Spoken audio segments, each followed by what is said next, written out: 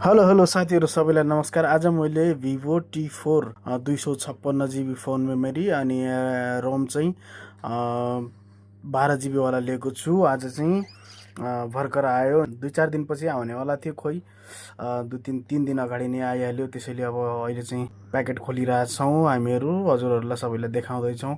Phone चाहिँ त्यति महँगो छैन, अलिक सस्तो सस्तो नै छ, एन्ड्रोइड मोबाइल हो है। ब्याट्री ब्याकअप एकदमै राम्रो छ, 7300 ब्याट्री ब्याकअप हुनाले लिएको हो मैले। अनि क्यामेरा पनि ठिकै छ, राम्रै छ होइन, धेरै महँगो पनि होइन। समय परिस्थिति र आफ्नो जिम्मेवारीलाई मध्यनजर गर्दै एउटा सानो मोबाइल, धेरै सस्तो पनि होइन, ठिकै छ। सबैले हेर्नुहोस् कस्तो छ मोबाइल होइन। अब हाम्रो साथी चाहिँ हाम्रो चिनेको मान्छे हुन्, पार्सलवाला चाहिँ हाम्रो साथीहरू। हामी चाहिँ अब रमाइलो कुराकानी गर्दैछौँ। मोबाइलको सेटिङ पनि अलि राम्रोसँग बनाइदियो यार, चट्टफट्ट गर्दा भन्दै चाहिँ मेरो बुढी पनि टक्क आइपुगेन है।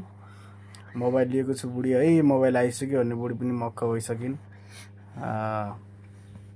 बुढी पनि मक्ख भइसकिने हेर्दैछौँ हामीहरू सबै साथीहरू। दुइटै मेरो पार्सलवाला साथी पनि हेरिरहेछन्, सेटिङ यस्तो यस्तो हुने भनिरहेछन् मलाई है, सिकाइरहेछन्। अनि मेरो बुढी पनि भनिरहेछ, सिक्यो है, सिक राम्रोसँग सिक साइडबाट, र सेटिङ थाहा भएन भने पछि अप्ठ्यारो होला भनिरहेछ।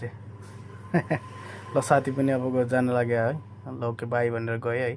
बुढी के भन्छन् है, मेरो बुढीको चाहिँ मोबाइलको कमेन्ट सुनौ है त। भित्र गाइन मुखम्बाका दाना साना सब देखाउने के राम्रो भयो यो। राम्रो भएन यो भने, यो बोले पनि हाल्ने हो।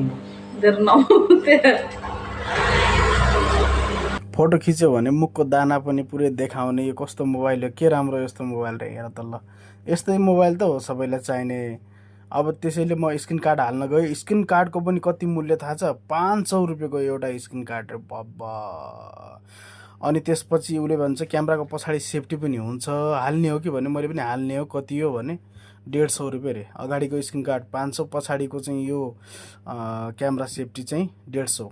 अनि म मेरो बाबुलाई लिनको लागि गएँ, मेरो बाबुलाई सरप्राइज दिउँला भनेर बाबुको स्कुलमा जाँदैछु। गएर मेरो छोरीलाई म सरप्राइज दिन्छु। मेरो छोरी देख्ने बित्तिकै के भन्छ है, सरप्राइज दिन्छु मेरो छोरीलाई म, सरप्राइज।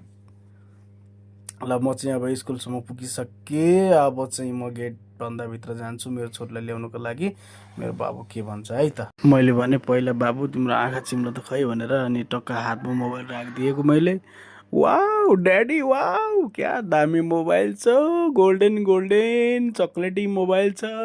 ड्याडी मम्मीलाई पनि सरप्राइज दिनुपर्छ नि आज है, जाउँ जाउँ जाउँ जाउँ भनिरहेको थिएँ। मैले भने बाबु मैले हजुरभन्दा अगाडि मम्मीलाई सरप्राइज दिइसकेँ।